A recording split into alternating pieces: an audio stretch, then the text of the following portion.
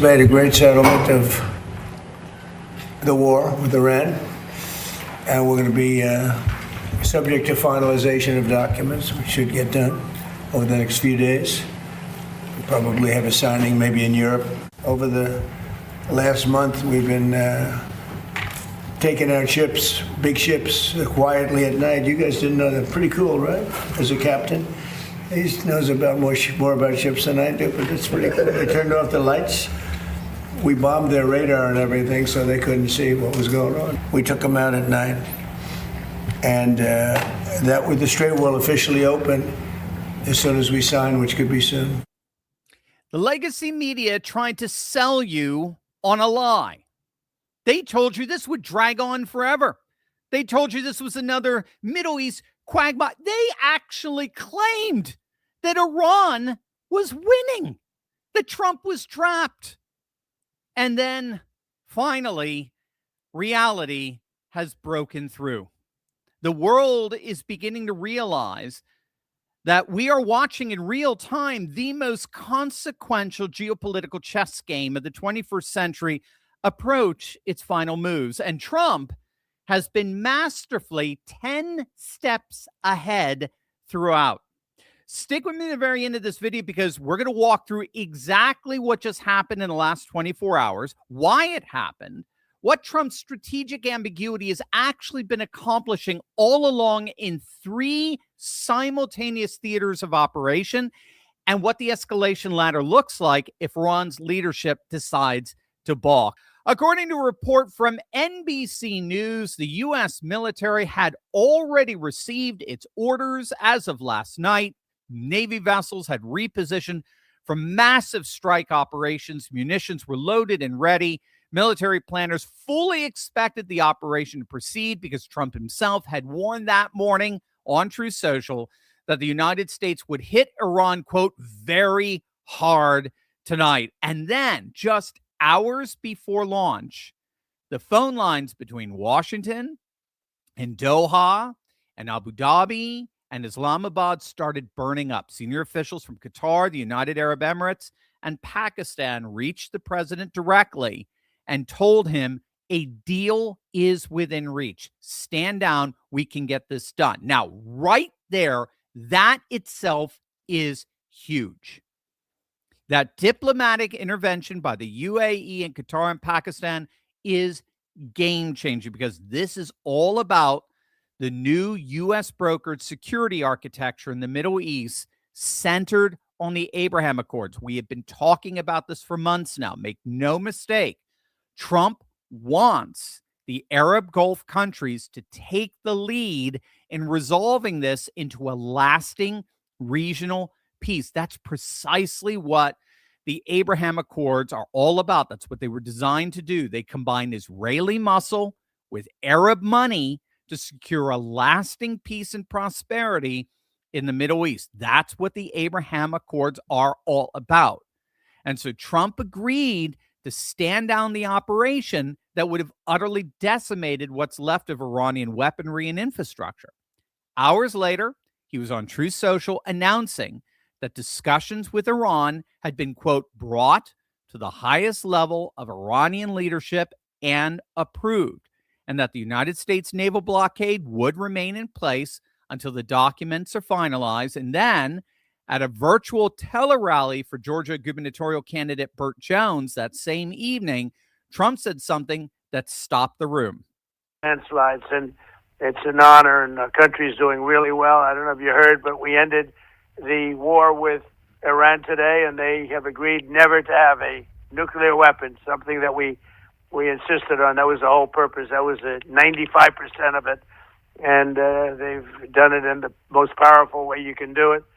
So I just want to thank everybody for your support, and go out and vote for Burt, and I really appreciate it. He's an outstanding guy, and Burt, I'll give it back to you.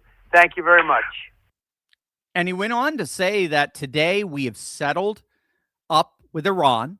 We made a great deal. There'll be no nuclear weapons. People will start coming home very soon. It's pretty much completed. We got everything we wanted. And speaking in the Oval Office, Trump expected the agreement to be finalized within days, with J.D. Vance potentially leading the American delegation to a signing ceremony in Europe, possibly as early as this weekend, in the next 48 hours or so.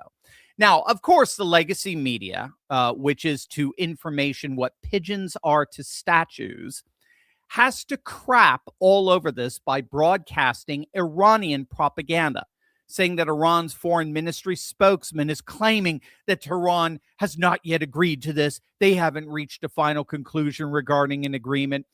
Iranian officials did acknowledge that negotiations are in advanced stages, but they stopped short of a full public confirmation. And who cares? That's, of course, because there is no single Iranian government. This is something the legacy media will never tell. We talked about this repeatedly. It's known as the Mosaic Doctrine. In the case of the Iranian regime's leadership being taken out, the regime had a contingent plan where it breaks up into a couple of dozen factions, each with the autonomy to make their own decisions apart from any centralized command and control. The fact that Iran has no coherent leadership and is constantly sending mixed messages is an admission that they are leaderless. Their centralized leadership has been obliterated, and now they're basically broken up into dozens of competing confederations. They're competing factions. That's the cute little detail that the legacy media always seems to like to omit from their so-called reporting. The Islamic Republic right now, more or less, it's basically four different factions overall. You've got a supreme leader, Mojtaba, who hasn't actually been seen since he was appointed. His condition remains unknown. He may or may not be making decisions at all. It doesn't look like he is. It just, if he's alive, it just looks like he's a figurehead. You got a president, Pezeshkian, the popularly elected president, part of parliament. He reportedly just told this supposed supreme leader in writing that he wants to resign because he's got no power. So his position is basically pointless. You got a fractured IRGC that's taken over the government, the media apparatus, and whatever remains of the security structure. And you got a negotiating team that's all over the place in terms of demands and agreements and timetables because they don't know who to listen to. So this is all reflecting the fact that there is simply no coherent functioning government in Iran. So the questions that the legacy media keeps raising are largely irrelevant. They're questioning whether, will Iran make a deal? They're questioning whether the nuclear negotiations are going to succeed or whether the ceasefire will hold. And those questions are almost besides the point, because what we're watching is not just a negotiation. It's not just a ceasefire. It is literally the structural disintegration of the Islamic Republic from within. An IRGC that has seized total control, but whose generals are being literally picked off one by one. A supreme leader who may be more ghost than ruler. A president who just tried to quit because he admitted he's got no power. And a propaganda infrastructure whose key figure, by the way, just got blown up in his own apartment. This is not the posture of a regime in a position of strength. Just imagine if it were the opposite. Just imagine if all these things were happening here in the United States. Trump, everyone in his inner circle, all wiped out, and we don't even know who's in charge. And can you imagine the legacy media saying, oh, definitely the United States is winning this? I mean, this is the posture of a regime in its final hours, clinging to the symbols of power while the substance drains away. Not to mention that they're financially bankrupt. Did I mention that? Their economy was collapsing before the first bomb fell. It's just literally imploded since. And not to mention that 80 million Iranians are poised to overthrow what's left of the regime. This is the unassailable advantage that Trump has over this entire situation. And this is what we have to understand is the context for Trump going back and forth, this oscillation between deal making and military threats. That strategic ambiguity is functioning as a kind of geopolitical pressure valve that simultaneously squeezes both Iran and China all the while soothes Western markets.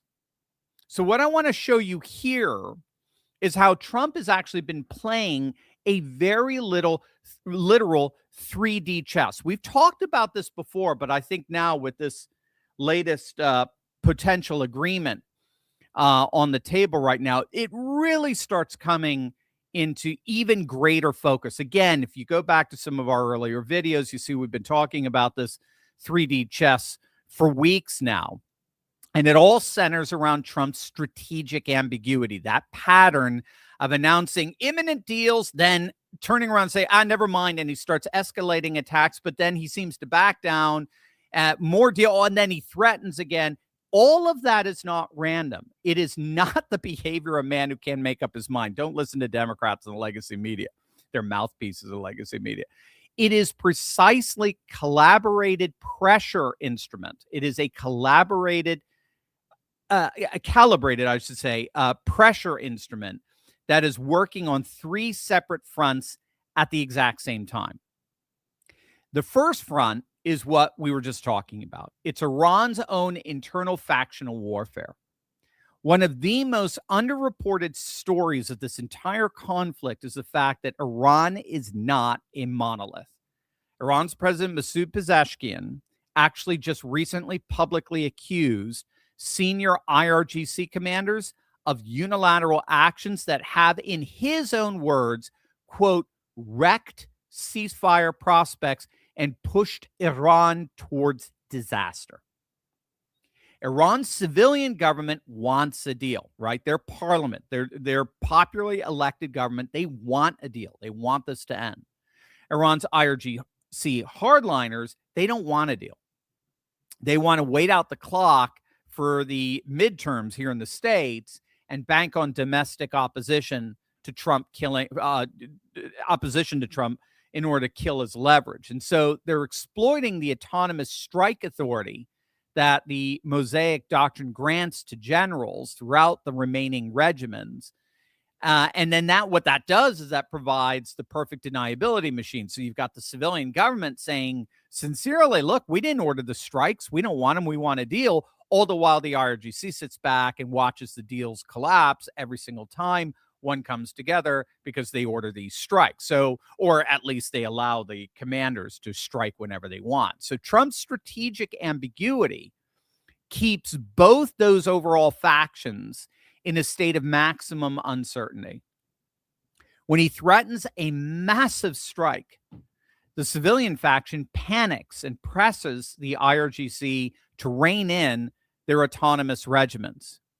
When he announces a deal, the IRGC hardliners can't calculate whether this is real or another bluff. Neither faction can plan around him. And I believe it was Victor Davis Hans who pointed out the Iranian regime is now so economically devastated, having lost $500 billion of nuclear, industrial, and military investment over 50 years of buildup, burning through roughly $400-500 million a day in output in lost oil revenue, that the internal pressure to resolve this is becoming existential. It's becoming unsustainable.